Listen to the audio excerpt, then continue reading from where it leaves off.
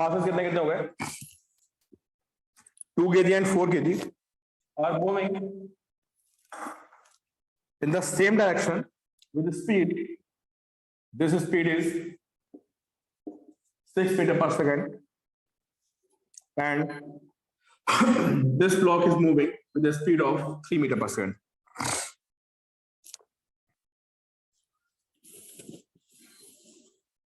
Spring constant, यहां पे spring लगी हुई है, इसके स्प्रिंग कांस्टेंट की वैल्यू कितनी है? बहुत ज्यादा है, 30,000 न्यूटन पर मीटर। पूछ रहा है फाइंड मैक्सिमम कंप्रेशन।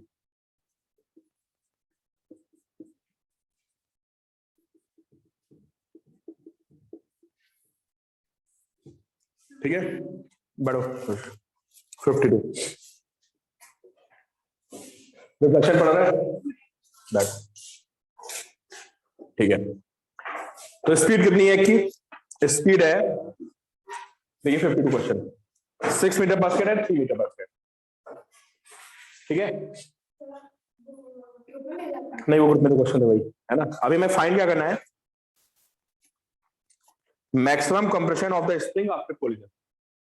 तो आप सबको पता है जो मैक्सिमम कंप्रेशन प्रॉब्लम होती है में कॉन्सेप्ट क्या होता है, क्या कॉन्सेप्ट होता है बताइए भाई। एक लगता है उसमें क्या, एनर्जी कंजर्वेशन लगता है जब भी कभी भी मैक्सिमम कंप्रेशन की प्रॉब्लम होगी। और दूसरा कॉन्सेप्ट क्या लगता है बोलो, क्या लगता है, मोमेंटम कंजर्वेशन लगता है। और की पॉइंट क्या होता है इसका बताओ, मैक्सिमम कंप्रेशन में दोनों की स्पीड सेम है। ये तीन बातें अगर आपको ध्यान है, at the time of maximum compression, तो उम्मीद करता हूं कि सारे बच्चे मुझे इसका आंसर दे देंगे। At the time of maximum compression, हाँ 52, स्पीड्स आर सेम, ठीक है, स्पीड सेम हो गई। तो अभी कितना मोमेंटम बताओ इसके पास, इसका मोमेंटम कितना है 2 × 6 प्लस का मोमेंटम कितना है, और किसके करो भाई, at the time of maximum compression they have same speed. तो इसकी स्पीड कितनी हुई 2v, मोमेंटम 2v हो गया, इसका कितना हो गया 4v। तो कितना होगा 24 = 6v, है ना। तो v कितना गया, दिस इज कॉमन वेलोसिटी, है ना, at the instant when speed is maximum, ठीक है। अब ये फाइंड क्या करना है, कंजर्वेशन। अब लगा देते हैं कंजर्वेशन ऑफ एनर्जी, ठीक है।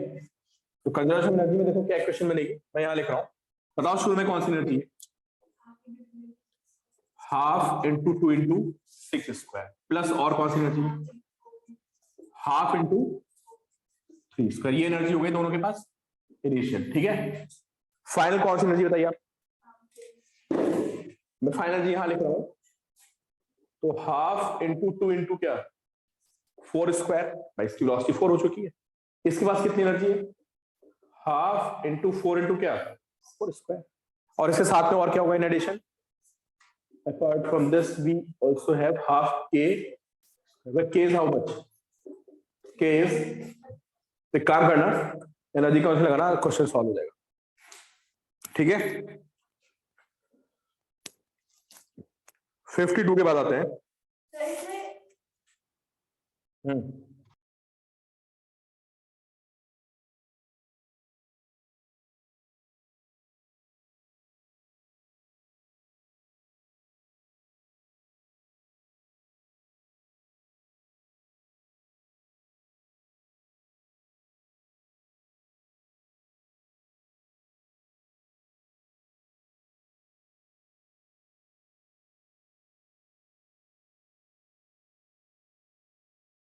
हाँ अच्छा 45 के बाद हो गया था आंसर, 0 आ गया था इसका,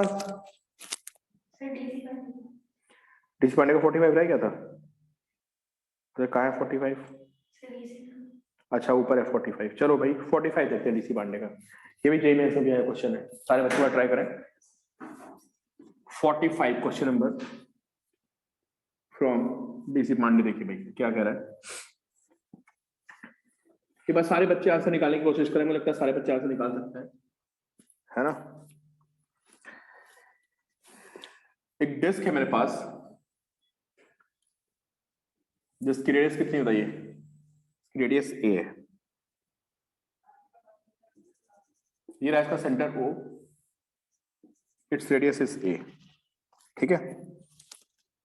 और मैंने यहां से एक बी रेडियस की डिस्क को रिमूव कर दिया, ठीक है। जिस डिस्क को रिमूव किया उसकी रेडियस कितनी है, बी, और इसका जो सेंटर मास है वो O1 है, ये डिस्टेंस कितनी है, सी। तो जब मैं इस डिस्क को बाहर निकालूंगा तो सेंटर मास कहां चला जाएगा बताइए, सेंटर मास पीछे चला जाएगा और शिफ्ट होकर कहां पहुंच गया, वो x2 पे पहुंच गया। तो क्या फॉर्मूला लगता था, मुझे कोई फॉर्मूला बताएगा, mr minus m1r1 upon, good, what is r, very good Huzaifah, what is r, पूरे का सेंटर ऑफ मास, m पूरे का मास, m1 is mass of the removed portion, r1 is the position of center of mass of removed portion, ठीक है। तो मैं आपको बता दूं कि मास के प्लेस पे we can also use area, sir ये मैंने आपको बताया था, क्लास में बताया था, है ना। तो in place of mass, sir Activa की चाबी हो गई थी, कोई नहीं, एक्टिवा चल गई मास्टर की जगह। हाँ सही, और दो चाबी लगा देखो यार की चाबी, ax minus a1 x1 upon a minus a1, ठीक है। अंदर बंद कर तो कोई दिक्कत नहीं, ठीक है। तो मास के बेस पे हम लोग क्या यूज कर सकते हैं, we can also use area and also we can use volume, है ना। तो चलो भाई, किसी बच्चे का आंसर आ रहा तो मुझे जल्दी से वेरीफाई करें क्या आंसर आ रहा है। दूसरा चल रहा है यार, ठीक है हुज़ैफा, आपका आंसर आ गया। बाकी बच्चे मुझे बताएं, ए क्या होता है यहाँ पे, पूरी बॉडी का एरिया। व्हाट इज ए, उसका बोलना है कितना है, पाई ए स्क्वायर, पूरी बॉडी का एरिया ना। एक्स क्या है, सेंटर मास किसका, पूरी बॉडी का, कहां पे, जीरो पे, एक्स 0। A1 क्या है, जिसको हटाया है उसका एरिया, तो हटाया उसका, उसकी रेडियस कितनी, b, A1 कितना हो गया, यही सब टेस्ट में क्वेश्चन आएंगे, देख लो यार, ठीक है। और x1 क्या है, x1 क्या होता है, जिसको हटाया है ना उसका सेंटर मास, तो उसका सेंटर मास किस, कहां पे, यहां से c डिस्टेंस पे, तो x1 is equal to c, put करिए आंसर आ जाएगा। ये डीसी पांडे का 45 है, तुम्हारे में बीएम शर्मा में भी क्वेश्चन दिया हुआ है संगीत में, ये देखो क्या आंसर बैठ रहा है भाई, ठीक है अनुष्का, माइनस सी स्क्वायर हो गया था ये क्वेश्चन, ठीक है। अब एक काम करते हैं, दोबारा से आते हैं सिंगेज की प्रॉब्लम नंबर पे। प्रॉब्लम नंबर हमारी कौन सी है, 55 पे आता है, ठीक है हुज़ैफा।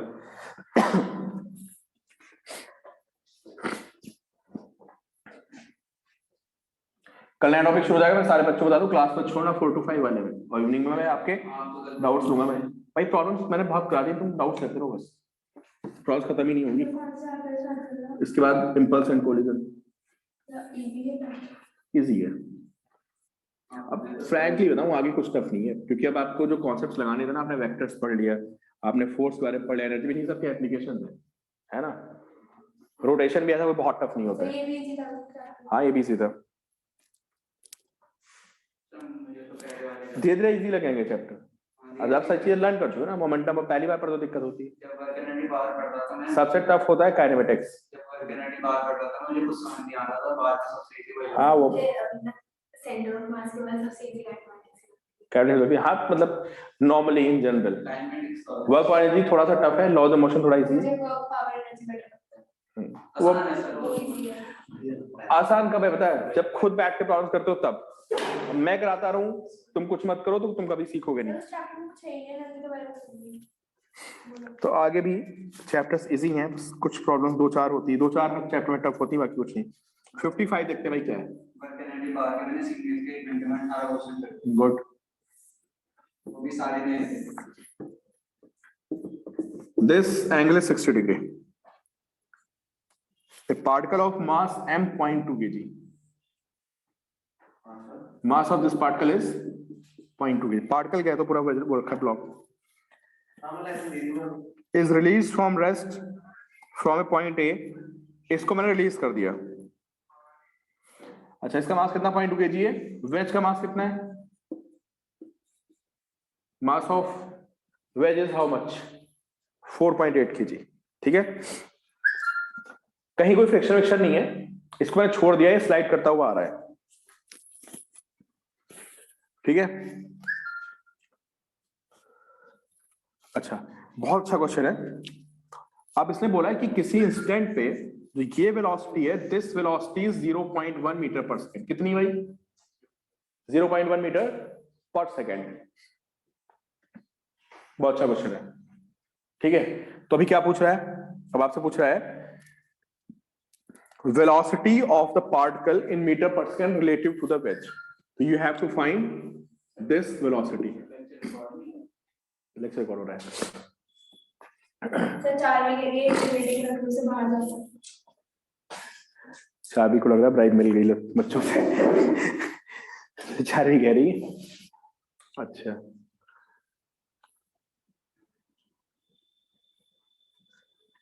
भाई कोई बच्चा मुझे लिख के बताए, जितने बच्चे ऑनलाइन बैठे हैं. ठीक है चाबी, कोई बच्चा मुझे बताए कि किस टॉपिक का क्वेश्चन हुआ ये. आगे जा रहा हूं, वेज पीछे जा रहा हूं.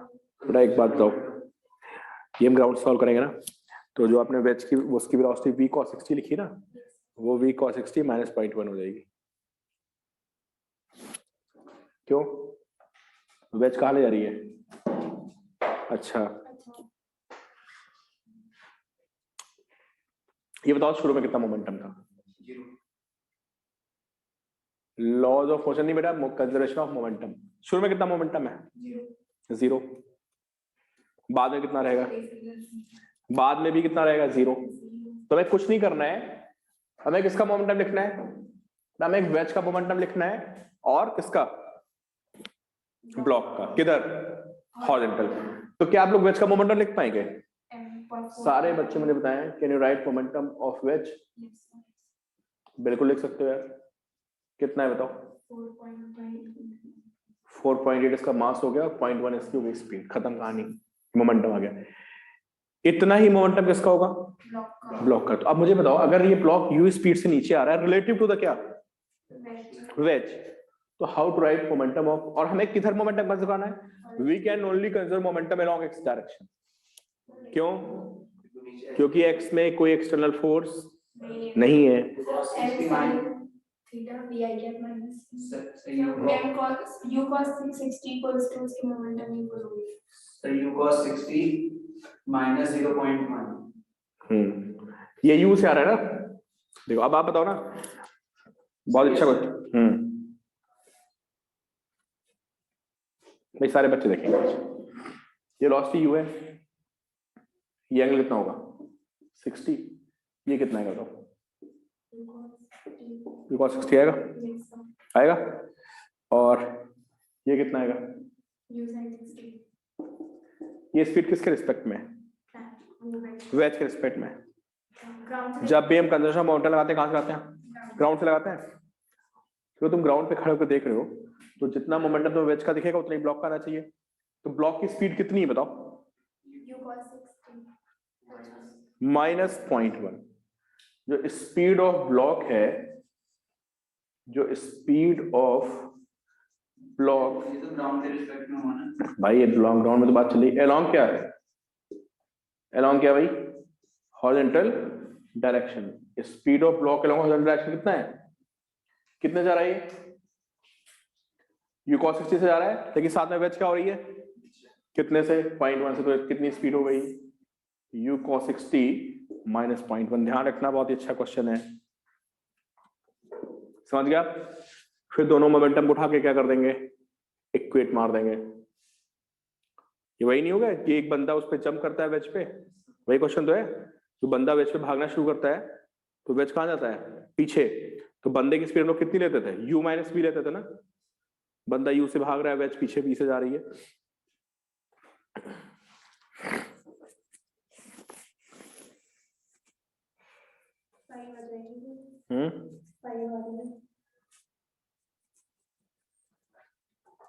मैच का आंसर ये ऑप्शन तो है। 5 आ रहा है। विशाल देखते हैं यार, क्लियर, याद रहेगा ना क्वेश्चन। ये जैसे वेज पे कोई चीज स्लाइड करती थी, याद है ना, तो वो जब वेज पे नीचे आता तो वेज पीछे आती थी। वही कॉन्सेप्ट तो m1 delta r1 plus m2 delta r2। अब डेल्टा r1 लिखते समय क्या करते हो, जितना वेज पे चला जितना वेज पीछे गई उसको सबट्रैक्ट भी तो करते हो। वही कॉन्सेप्ट वेलोसिटी में लगे हैं कि आप तो आगे आ रहे हो उस पे, लेकिन वो खुद क्या कर रहा है, आपको पीछे ले जा रहा है, तो यू हैव टू सबट्रैक्ट। चलो, after 55 we have this question 22 from DC Pandey.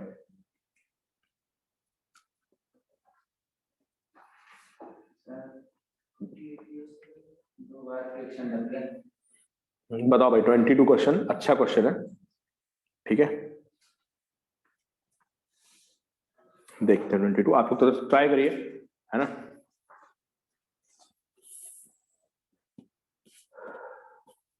What is answer भाई, पिछले का आंसर बता दो, क्या था ऑप्शन, क्या था भाई, सेकंड ऑप्शन ट्रू है, 5 मीटर पर सेकंड। पिछले क्वेश्चन में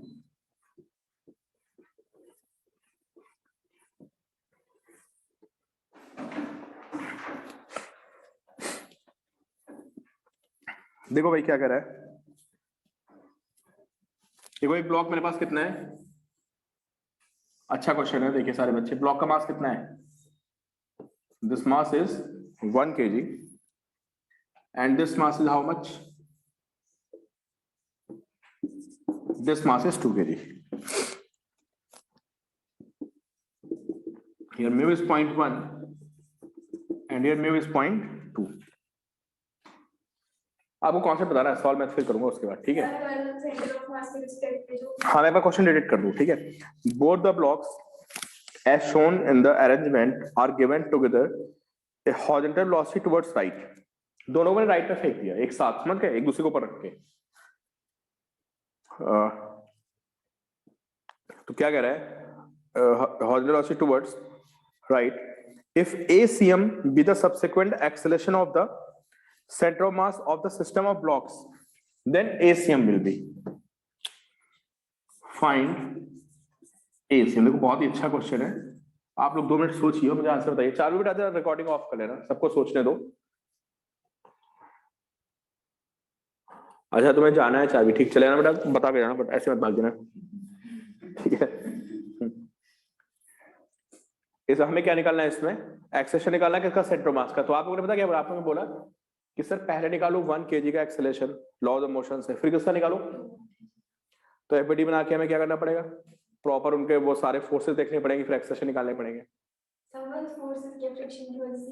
हाँ फ्रिक्शन की वजह से भी चल रहा है। हाँ, नहीं इसमें 2 फ्रिक्शन लगेगा 2 kg पे। 1 kg वाला तो पीछे लगेगा और 2 kg वाले का। अच्छा, तो आप कह रहे हो कि 2 kg वाले में 2 फ्रिक्शन आएंगे, कौन कौन से आएंगे बताओ। मान लेते हैं 1 kg को मैं तेजी से फेंक दिया, है ना, तो बताओ 1 kg का फ्रिक्शन किधर आएगा, पीछे फ्रिक्शन आएगा। Can you find this friction, निकाल सकते हो यार, म्यू mg म्यू 1। तो इस पे कहां लगेगा फ्रिक्शन, आगे, और इस ये आगे जा रहा है तो इस पे कहां लगेगा।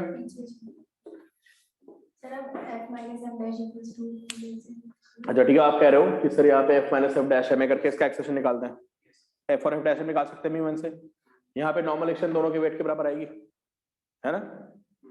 और वहां भी क्या निकाल सकते हैं, वहां भी हम निकाल सकते हैं क्या, a निकाल सकते हैं। लंबा हो गया ना, शॉर्टकट देखो क्या है। ये बताओ सेंटर ऑफ मास में एक्सेलेरेशन किसकी वजह से आएगा, विशाल बेटा भी चेक करते हैं आंसर। एक्सटर्नल फोर्स की वजह से। बस एक्सटर्नल फोर्स की वजह से तो सेंटर ऑफ मास का एक्सेलेरेशन आएगा, या इंटरनल की वजह से आएगा, बोलो। किसी सिस्टम में जो इंटरनल फोर्सेस है वो क्या करते हैं, because of internal forces position of individual particles may change or they may have some velocity or some acceleration, but what about overall acceleration, you cannot produce net acceleration, you cannot produce net velocity, you cannot produce net change in center of mass if there are no external forces. क्या यहाँ पे तो बताओ इसका centre mass कौन change कर रहा है? नीचे तो फ्रिक्शन आ रहा है, वही तो सेंटर मास चेंज करेगा, एक्सेलरेशन वही तो देगा। ये फ्रिक्शन कौन सी हुई जिनके बीच में लग रही है? वो इंटरनल हुई। तो हमें कुछ नहीं करना है, हमें एक्सटर्नल फोर्स देखनी है। बताओ कितनी एक्सटर्नल फोर्स है? देखो इधर सारे बच्चे बताए कि इस पूरे सिस्टम पे एक्सटर्नल फोर्स कहाँ पे? सिर्फ नीचे तो है। और कितनी है? Mu N. बोलो म्यू कितना है? बताओ नॉर्मल एक्शन कितनी है? 2+1 का मास हो गया 3, वेट कितना हो गया? 30, है ना? समझ में आ रहा है? यहाँ पे फ्रिक्शन कितना है? 0.2, नॉर्मल एक्शन कितनी है? 30। तो ये क्या आ गया? एक्सटर्नल फोर्स आ गया। इसको क्या करेंगे? इसको टोटल मास से डिवाइड कर देंगे, तो F एक्सटर्नल अपॉन 3 कर दो, आंसर आ जाएगा। कितना आ गया बताओ? 2 आ गया। समझ गए? हुआ क्या है? तो ऑप्शन है तो डी। भैया मैं एक्सेशन निकालना सेंटर मास का। हाँ विशाल ठीक है, आपका आंसर। यार बात समझो ना, हमें किसका एक्शन निकालना? सेंटर मास एक्शन निकालना है ना। तो हमें अंदर कौन सी फोर्सेज लग रही है, फालतू में क्यों चक्कर में पड़े? हमें तो पता है कि किसी सेंटर ऑफ मास में एक्सेशन कहां से आता है। जो एक्सटर्नल फोर्सेज होते हैं वो सेंटर ऑफ मास को क्या करते हैं? एक्सेट कराते हैं ना। इंटरनल फोर्सेज से क्या होता है? कभी भी सेंटर ऑफ मास में एक्सेशन नहीं आ सकता, कभी सेंटर ऑफ मास में वेलोसिटी नहीं आ सकती, और कभी भी सेंटर ऑफ मास की पोजीशन चेंज नहीं हो सकती। समझे? तो एक्सटर्नल फोर्स अगर आएगा तो वो आपकी एक्सेलरेशन लाएगा, वो आपकी वेलोसिटी चेंज करेगा। तो ये फोर्स कैसा था बताओ? ये फ्रिक्शन फोर्स है, कैसा फोर्स है? अरे इंटरनल फोर्स हो गया ना यार। तो इसको फालतू में क्यों इसके चक्कर में पड़े? हमें किससे मतलब है? जो पूरे सिस्टम पे एक्सटर्नल फोर्स आ रहा है। तो जो ये वाला फ्रिक्शन है, कौन सा फ्रिक्शन भाई? जो फ्रिक्शन ग्राउंड से आ रहा है उसको क्या बोलोगे? This is external friction force. External force हो गया ना पूरे सिस्टम में, तो बस वही फोर्स को टोटल मास से डिवाइड कर दो। एक्सटर्नल फोर्स जो आया है उससे टोटल मास को डिवाइड कर दो, खत्म काम। बस कॉन्सेप्चुअल क्वेश्चन था, बहुत ज्यादा समझ गए ना? फंस जाते तो आंसर नहीं निकलता है इसका, या काफी टाइम लग जाता है आपको। क्लियर? लॉज ऑफ मोशन से जाते हैं तो लंबा हो जाता है नहीं। हाँ फर्स्ट में चांसेस थे। वैसे तो अगर हम उसमें करें लॉज ऑफ मोशन में 2 ब्लॉक सिस्टम पे तो बहुत हो जाएगा। हाँ नहीं बेटा, उसमें तो एक्सेशन निकालनी होता ना मैं, वहां तो मैं एक्सेशन निकाल। इंडिविजुअल एक्सेलरेशन निकालना। हाँ वो लंबा ही होता है क्वेश्चन।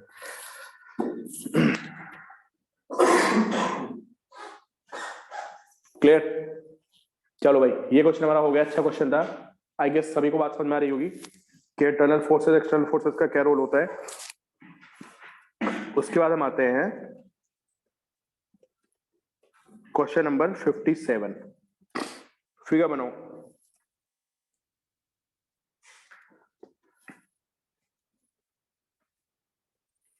ज्यादा भारी क्वेश्चन नहीं करा रहे हो? कौन सा? ज्यादा भारी क्वेश्चन करा रहे हो? नहीं भारी नहीं करा रहा, ये अलग तरह के क्वेश्चंस हैं, कॉन्सेप्चुअल। भारी क्वेश्चन बिल्कुल नहीं है।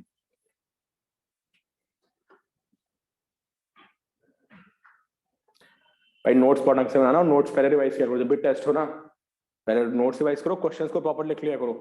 अभी सिर्फ क्वेश्चंस कर रहे हो ना आप। फिर अभी तो ये रफ हाँ मेरी तो सिंगल वाली है, इतने सारे क्वेश्चन नोट्स में ही होते हैं।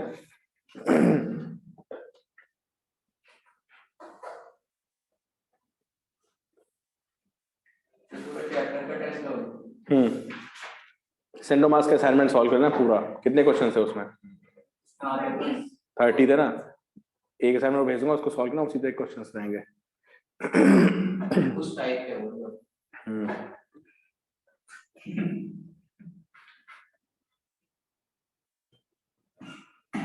57 को पढ़ो ध्यान से। मैक्सिमम टोटल हो रहा है 30 ब्लॉक सीरीज। अगर ज्यादा लटका दें तो क्या होगा बताओ? सिस्टम गिर जाएगा, है ना? हमें सिस्टम को क्या कर रखना है? और बैलेंस रखना है।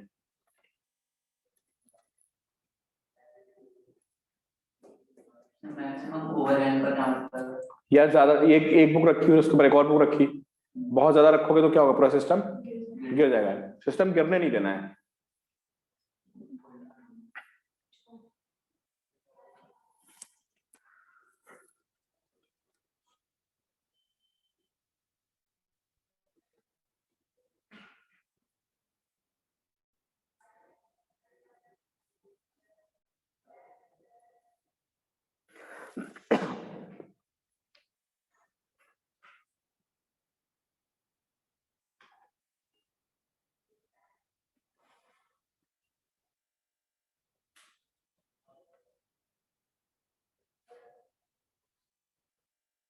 एक बार सोचो सारे बच्चे, ठीक है, ये बात दिमाग लगाइए पर इस क्वेश्चन में। बच्चा अभी ऑफ कर लेना थोड़ी रिकॉर्डिंग।